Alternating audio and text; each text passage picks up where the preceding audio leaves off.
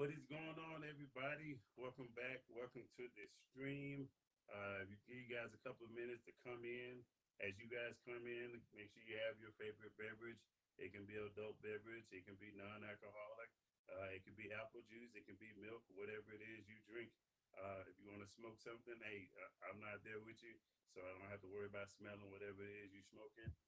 It is what it is.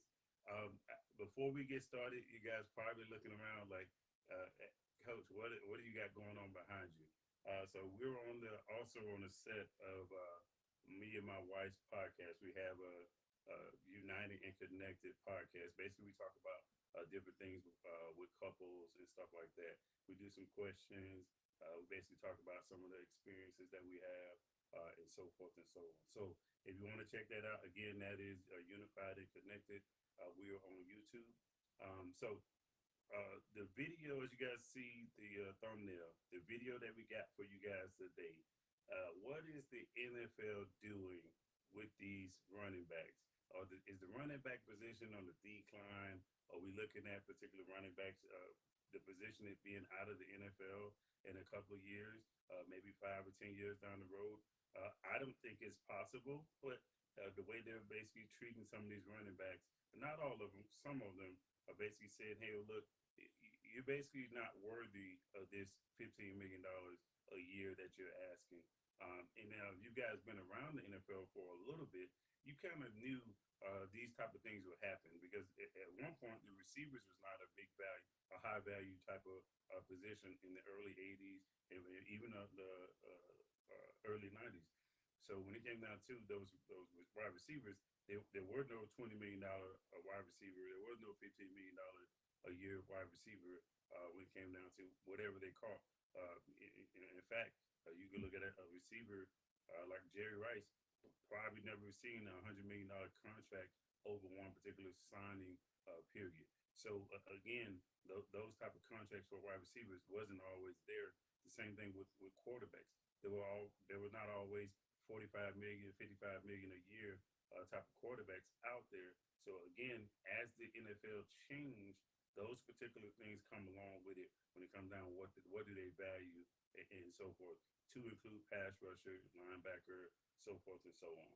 So before we get too far in depth about this, I was trying to put my slide here and share it with you guys on the stream. I was unable to do that this particular time. I know, don't beat me up for it, but I do have it. It's going to be on my phone. So if you guys catch me looking off to the side, I'm not going crazy. I just have my slide that I got to look at and kind of give you guys the numbers. So basically, what we're going to go over today is we're going to talk about the running back, some of the running backs, not all. I just picked 10 running backs, and it was something basically about their touches, about their yards per catch. I mean, the yards per touch, the team that they was on, and basically, I basically tried to depict what their value was to their particular team. And what I did, I compared them to their quarterback numbers for that particular year. And if you guys are asking, Coach, why would you compare them to the quarterback? We know they're going to have a quarterback going to have better numbers. Duh, I know the quarterback's going to have a better number. But what I'm going to sit here and say is, based off those particular quarterback numbers, there's a certain percentage that the running back also provides to that particular offense. So, for instance, if the quarterback threw for 4,500 yards and the running back got 1,200 yards, that particular running back helped either if he didn't replace or you didn't have that production for that quarterback, that running back could turn around and give you some of that particular production. Because at the end of the day, a touchdown is a touchdown. Yards are yards. If you can get those yards by air or ground, all it does is help the offense, help the team, get you some wins, so forth and so on. So for me, if that is the case, I need you guys to understand, like, hey, the running back position, although they may think it's of some kind of devalue or decline, it is not. It is not. Not in my particular eyes. Now, do I think the NFL is doing them dirty? Yes, absolutely. And you're going to see why, because I'm going to mention some of the numbers to you. And what I was looking at is, hey, this particular running back, for me, I thought about the immediate skill position, whether it be two wide receivers, quarterback, and a running back. They didn't even include the tight end. Because if a tight end get 1,000 yards, that's an anomaly that you don't normally see that all the time. Like you probably have 5 or 6 tight ends in the league that'll probably get close to 1,000 yards or over 1,000 yards. So I basically took two wide receivers, basically a wide receiver one, wide receiver two, quarterback, and then obviously the running back. And basically, if you were to divide that by four, or divide offense or whatever you got by four, it equates to 25%. 25% for the wide receivers, um, 25% for the running back, and then 50% of the offense should come from 50% or more should come from the quarterback. Because again, the quarterback can give the ball to multiple different players and so forth. So for me, that 25% was the sweet spot that I was looking for, and I basically was going to see what particular running backs was able to accomplish this 25% over the span of their time since they've been with their current team. Now, I did one of the running backs I'm going to talk about is I think he's with a different team. No, I'm sorry. Ezekiel Elliott is not with a team, so I am going to mention him though, and his usage is going to be obviously with the Dallas Cowboys. So I will mention him, and then basically talk about some of his numbers. But everybody else is pretty much they're still on the same team doing what they've been doing. All right, so first candidate is going to be Derrick Henry. So Derrick Henry, here's a tip. One last thing before I get going. I basically took this from 2019 and on. So the reason why I did that is kind of we want to basically compare the data. I basically said, okay, look, this ain't just a one-hit wonder. This is something that's been going on, that's been trending. So now the NFL can't turn around and say, okay, look, or these owners can't be cheap and say, oh man, you only had a 1 year that we gave you 300 carries, 1 year that we gave you 200 carries, and you was ineffective, the other 2 years and so forth. So the NFL kind of likes to do that type of thing. And I'm not, when I say the NFL, I'm more so talking about the team owners. Because at the end of the day, the team owners got to decide, hey, who they're going to pay and so forth, and they kind of leave it up to the GM. And again, a lot of people saying, hey, the running back should just be quiet and take that $8 million a year. And I'm gonna show you why I think that is wrong to say about the running back positions, and you're gonna see why when it comes down to I think the running backs are being devalued after they're being used up. You use them up, and then you say, okay, look, now you have no worth to me. Now I'm not going to pay you. Now, again, not every running back has been utilized in the same way.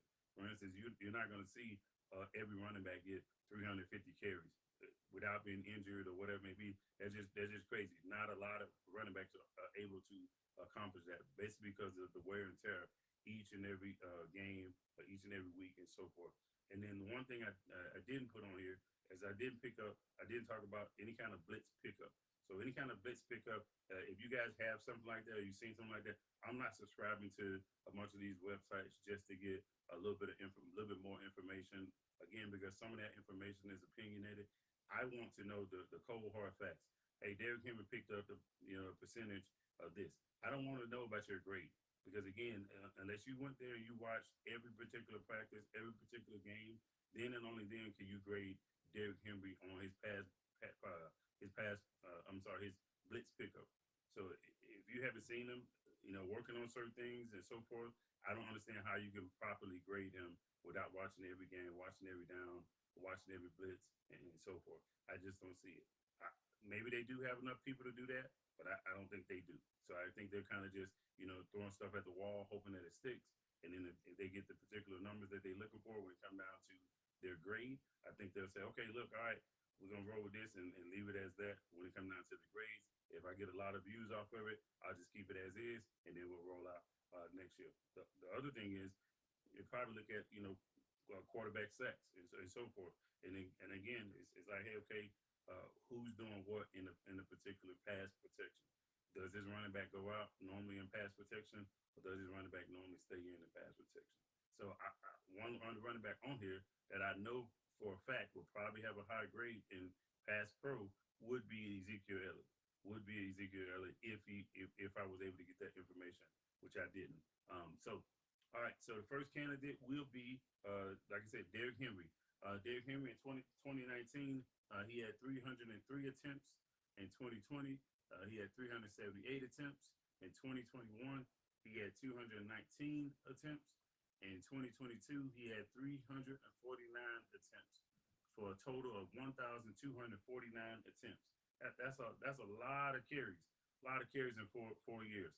So again, we close to 300. I'm sorry, we close to 400 when it comes down to. I'm sorry, we're close to 300 per year when it comes down to the carries. That's a lot of mileage.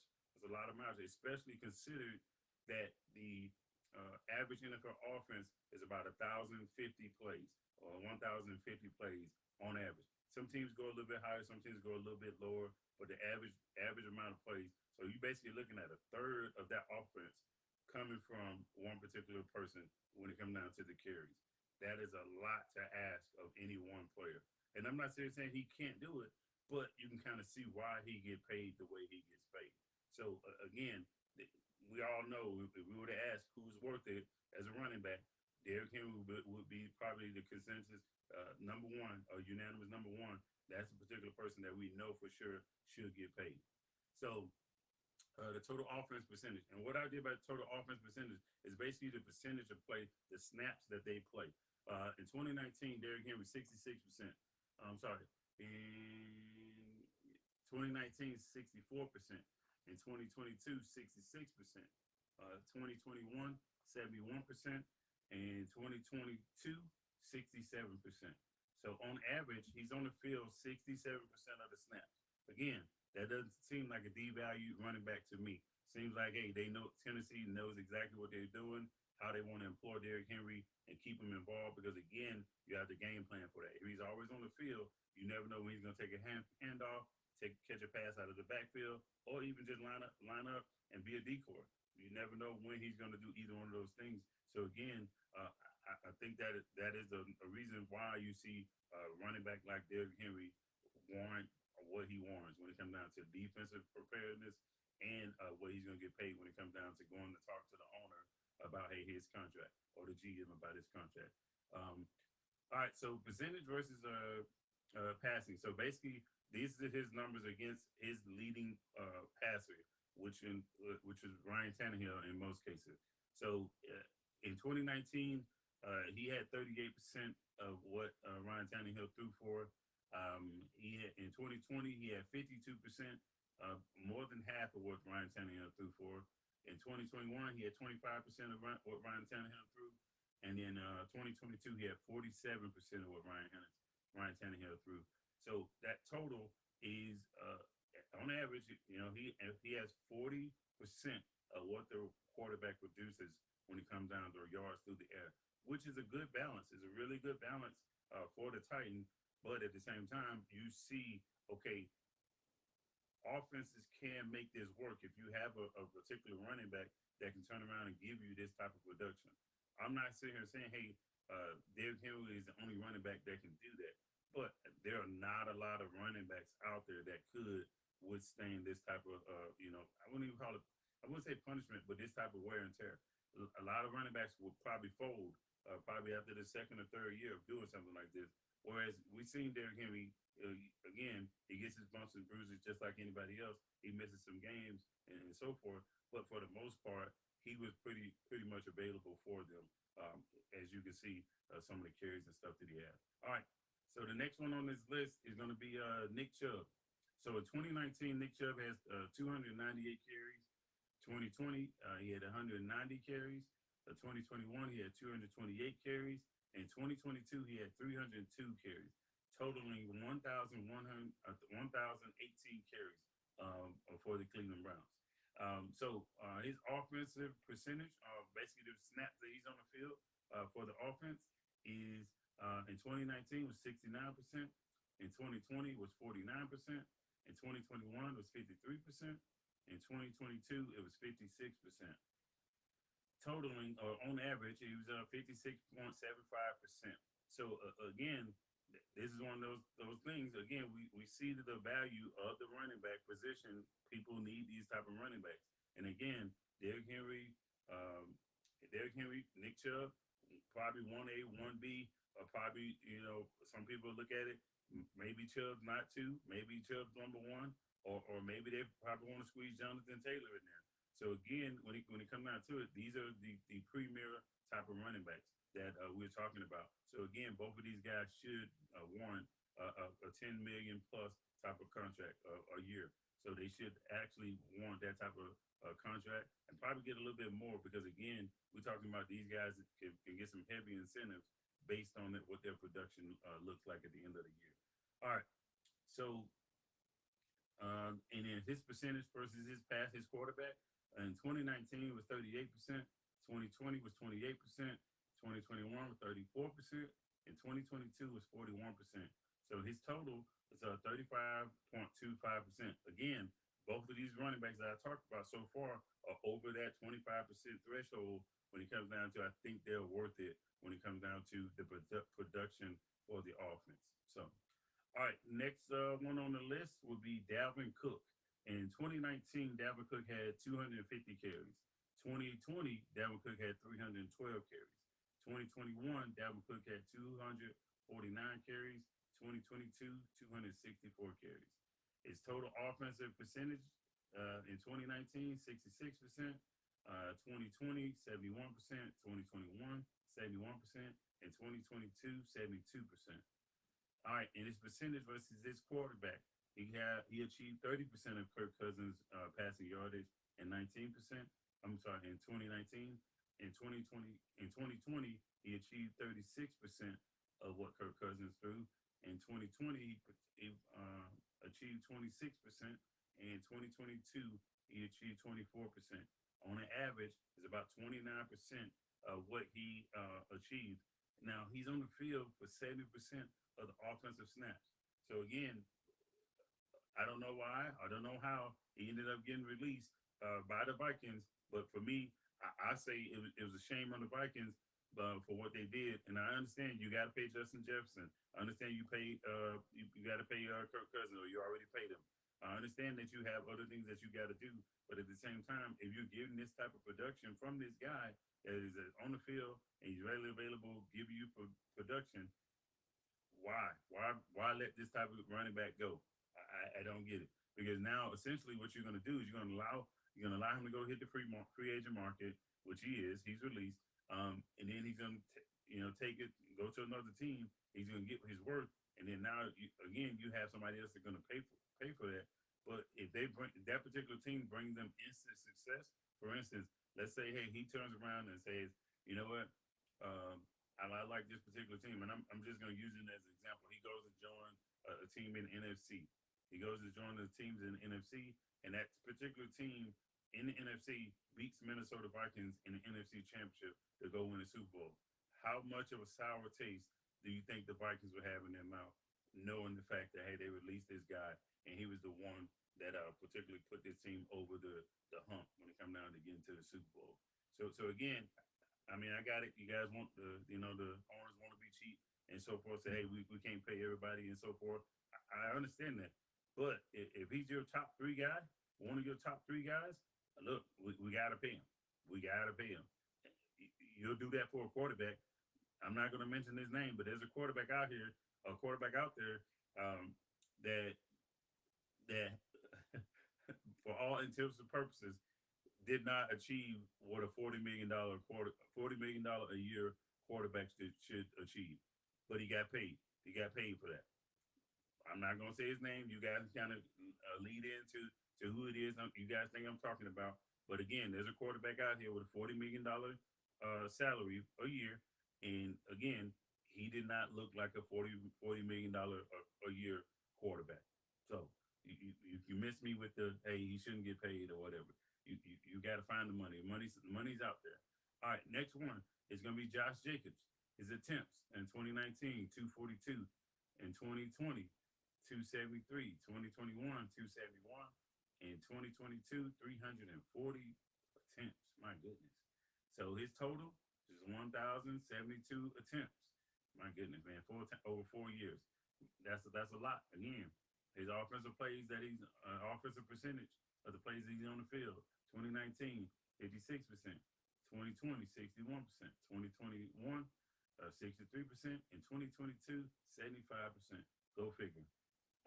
In percentage versus his quarterback, he achieved 27% 2019, in 2020 24%, 2021 18%, and then 2022 39%. All right, on his average, it's 27% of what he normally achieves for what his quarterback was throwing. So again, another asset should get paid. But again, he's one of those guys in a contract situation, and now they're saying, hey, look, we don't know if we want to pay you. How? Explain that to me. I hope somebody can explain it to me, or why they're not going to pay these guys. And again, it's a travesty to me. It's a travesty that you're going to use these guys the way you use them. And then I got it. You don't give them 300 yards. I mean, 300 attempts every year, but you have running backs that have 300 yard. I mean, 300 plus attempts, and you don't want to pay them. Again, I told you guys earlier, the average NFL team averages about 1,000 plays a year. 1,000 plays a year. You're gonna give 30% of that, the bulk of it, 30% of it, to one particular guy. One particular guy. That's crazy. That's crazy to think about, because again, if you got that quarterback, obviously it's a no brainer. You're gonna pay that quarterback. It's a no brainer that you're gonna pay him. Obviously it's a no brainer. You get a 1,500 yard receiver, you're gonna pay that receiver. Not too many times you're gonna let the receiver go, because again, the key to having that 4,500 plus quarterback consistently is you need to pair him up with a wide receiver or two, maybe a tight end or two. But then if some odd reason we think the yin to the game is those receivers instead of that run game. You need to have the run game. If you don't have the run game, again, you become one dimensional. Now we're talking about, hey, okay, look, I can just bring my nickel back in the game. My nickel back can tackle in space. Guess what? Your run game does not threat is not a threat. Your run game is not a threat. I brought my nickel back in the game. I'm gonna keep my nickel back in the game, and my nickel back is gonna turn around and help me stop your particular passing offense. Now, again, you still can get beat with the nickelback on the field, and you turn around and do what you need to do. But at the same time, it increases my chances if I take a linebacker off the field, because I don't have to worry about your run game, but I bring a nickelback on because I worry about your passing game. Now that means you have to hit on all your particular throws in the crunch time or in the crucial moments. If you don't, I'm at a particular I'm at an advantage defensively, because guess what? My nickelback can run around with your tight end, depending on where you have. If you don't have a tight end on the field, your wide receiver three, wide receiver four, my nickelback can normally take them out of the equation. So now we talking mano y mano. If you don't win, then guess what? That suits me. That bodes well for me. That bodes well for me if I don't have to worry about your run game. So, all right. Moving on to Ezekiel Elliott. Sorry. So Ezekiel Elliott in 2019 and 301 carries. 2020, 244, 2021, 237, and 2022, 231. His total offensive plays, snaps that he was on the field, 84%. 84% in 2019. My goodness. 73% in 2020. 2021, 66%. 2022, 55%. Again, started battle injuries. Got it. You use them up, but then you don't want to pay them. Another case of that. Again, I'm not sitting here saying, hey, Ezekiel Elliott should get $14 million a year. I am sitting here saying that there should be some kind of contract negotiation to put some kind of incentive on it. Hey man, these are the 4 seasons you gave us. If you can kind of get between this particular area again, this is where we would be comfortable paying you 12 million. If you get over that, we got another $2 million bonus that'll balloon you to 14, 15 million or whatever. I don't know why you can't do that. I don't understand. Because if he doesn't eclipse it, he gets the 10 or 12 million, and then he goes away quietly in the night and won't have to worry about a contract dispute ever again. But when you don't pay these guys, you just let them go. Now we're talking, it's basically like a head scratcher. It's a head scratcher to me, because again, you're looking at these particular numbers and you're basically saying, hold on, wait a minute. Dude was getting it in for him, and yeah, I got it. He got hurt or whatever it may be, but at the same time, you knew what it was when you was having them on the field for 84% of the offensive plays. You can't sit and tell me you didn't. There's no way you're gonna tell me, hey, I got this new little toy in my toolbox, called Ezekiel Elliott, and I want to use him, because again, this is a nice shiny object. But then, oh yeah, well, by the way, when he started to get a little dull, started to get a little bit less bright, now we want to turn around and say, oh, no, no, you're not worth this. You're not worth this type of contract. Now, what they should have done, or what they could have done, after a certain time, you could have just extended them. Give them a contract, extend them again, probably in 2020. Hey, let me go ahead and look at this. Let me go ahead and extend them and get him out of the way. If you value him the way you value your quarterback, and you can't sit here and tell me it's about injury because again, your particular quarterback, Dallas, was your quarterback was injured and he still got paid. He still got paid. So you've seen the value. You've seen the value in this guy. So you can't sit here and tell me you couldn't see the value in Elliott as well. Because if I remember correctly, I'm pretty sure he was in top five for rushing yards. Maybe if not two seasons, I know for sure one. All right. So next one, moving along, is going to be Aaron Jones for the Green Bay Packers. Now he has Aaron Dillon that's side by side with him, so he doesn't have a 300 attempt season thus far. Now his attempts 231, 201, 171, 213. His offensive plays snap percentage 62%, 60%, 58%, 58%. Percentage versus his passer 26%, 25%, 17%, 28%. Mind you, he was playing with Aaron Rodgers, y'all.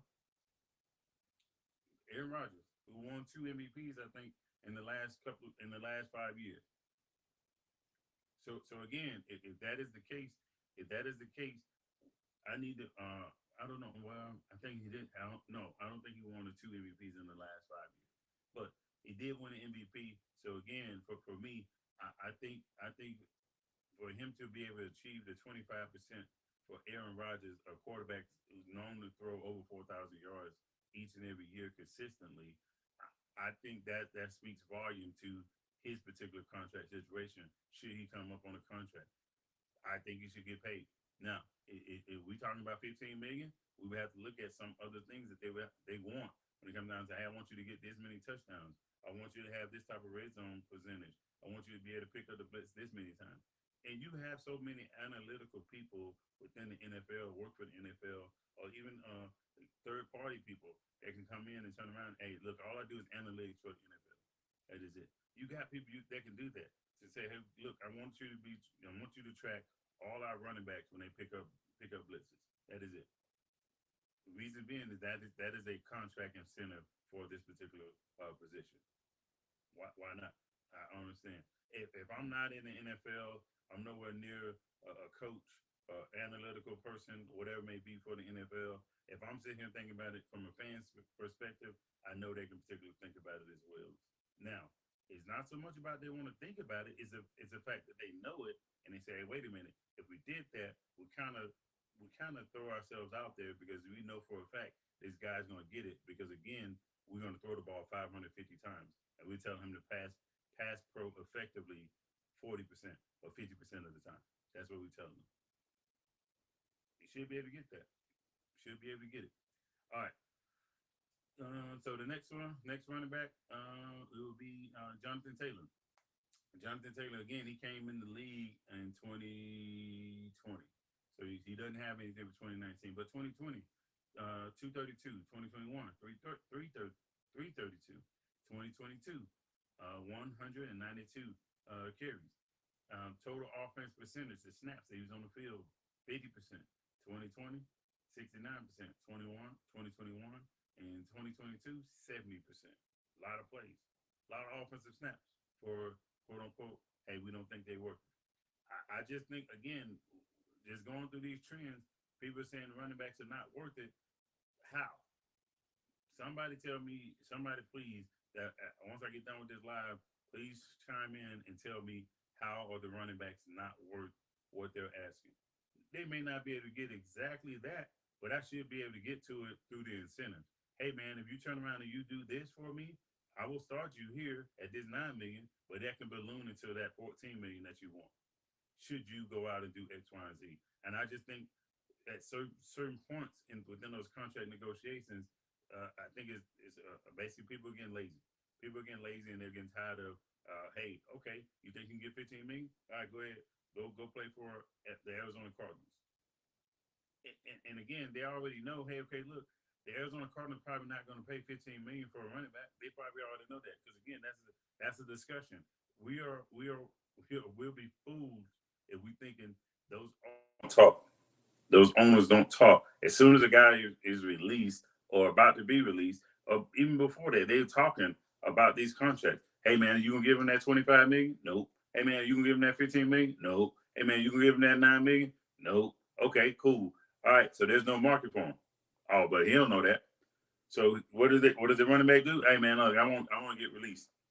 I want to get released. Okay, get released. They already know the market. Nobody said they're going to offer him this particular type of contract. For me, I think that is dead wrong. Knowing that, hey, this guy at one point within the last 2-3 years was a premier feature back. So, all right, and we only got like three more. So it's David Montgomery, Alvin Kamara, and Joe Mixon. So I'll probably talk. Matter of fact, I'm gonna go with Alvin Kamara. I'm gonna go with Alvin Kamara. Reason being, I want to talk about Alvin Kamara is because I'm just talking about his running game. I didn't even put his passing, his receiving yards, his catches, his attempts, or his targets. I didn't put any of that stuff in for Alvin Kamara.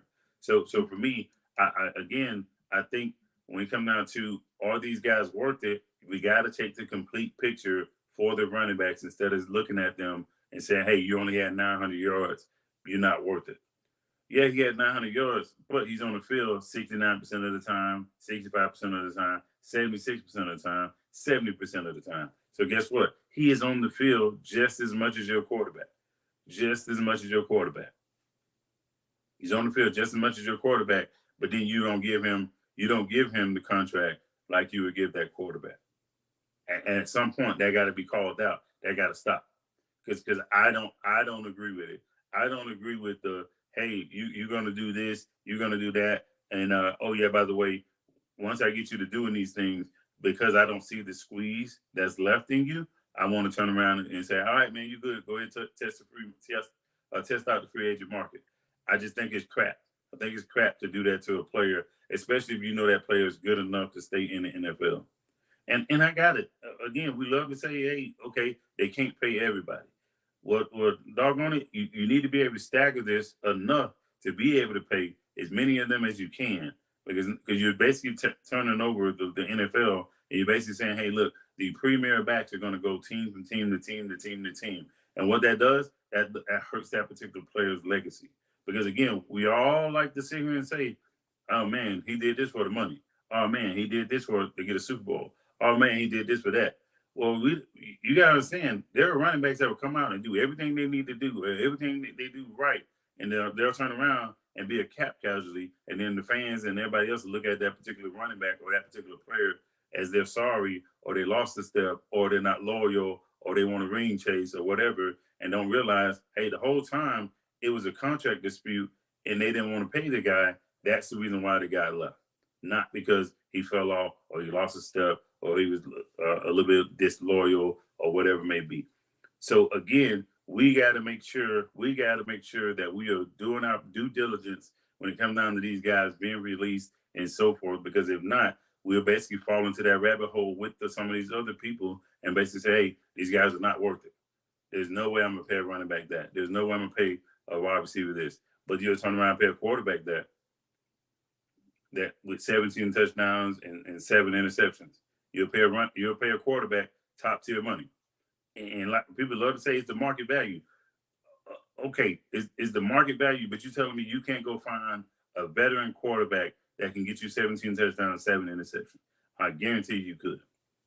Shoot, man, you can call me up. You can call me up. I guarantee if I throw it 500 times, I'll get at least 8 touchdowns. I throw it 500 times, I guarantee I get 8 touchdowns.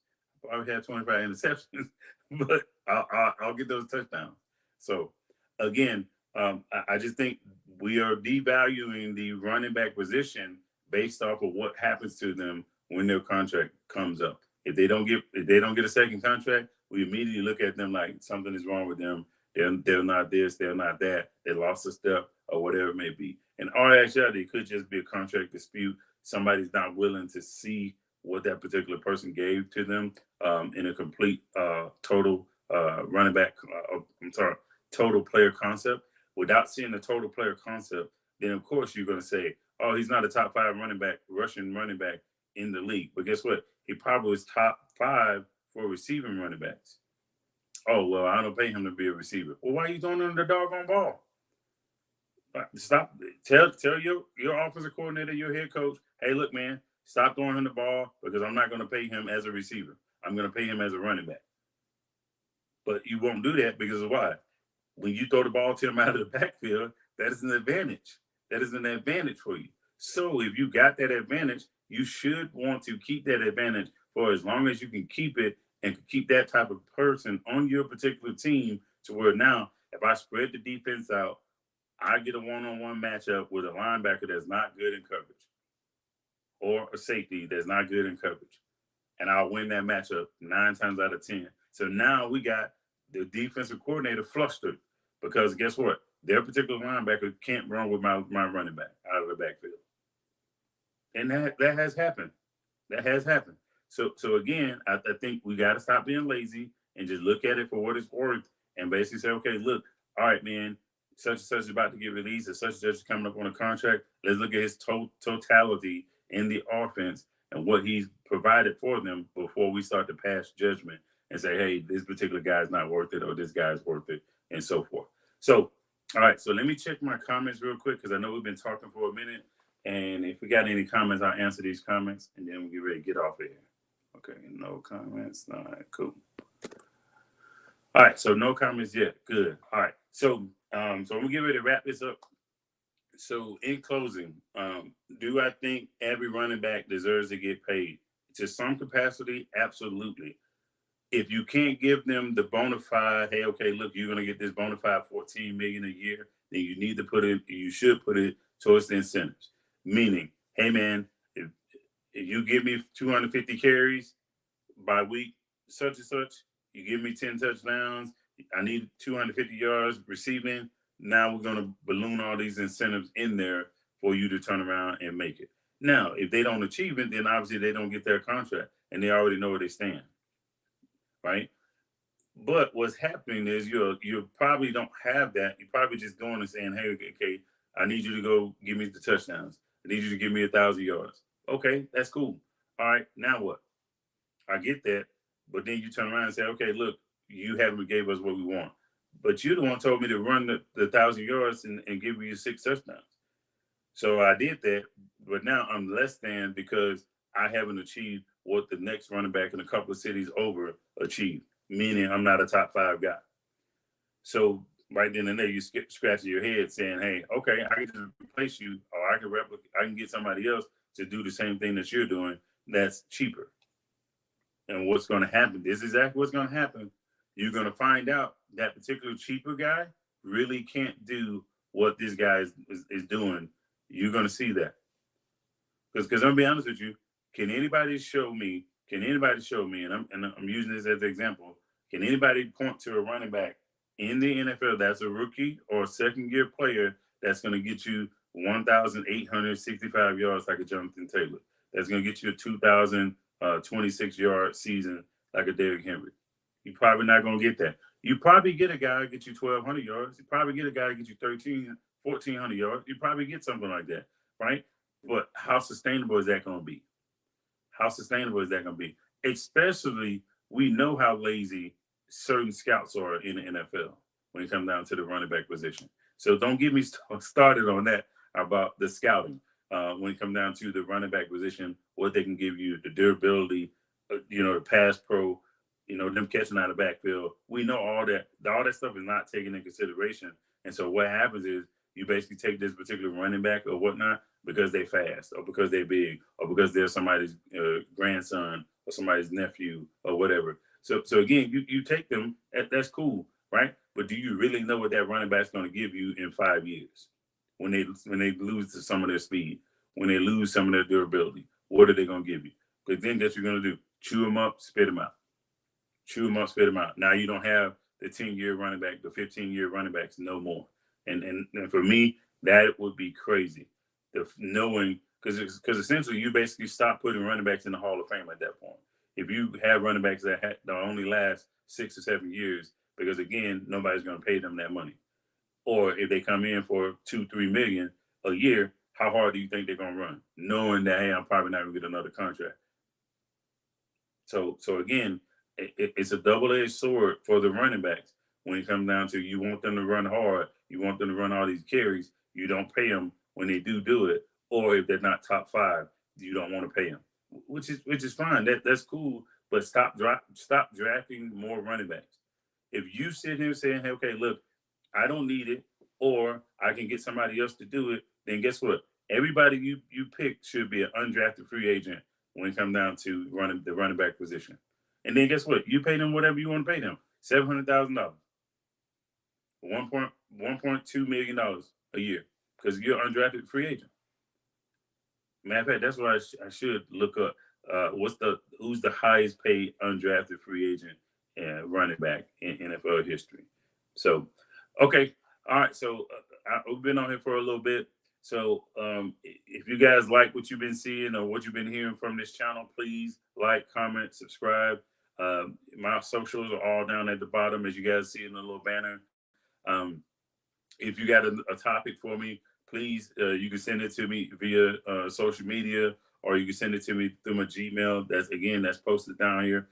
If you stayed to the whole time, thank you for watching. Thank you for tuning in. And thank you guys for all the support. If you have not, please subscribe to my YouTube channel. It's Raven Sitrep on YouTube. If you want to follow me on Twitter, it's WarReady81 on Twitter.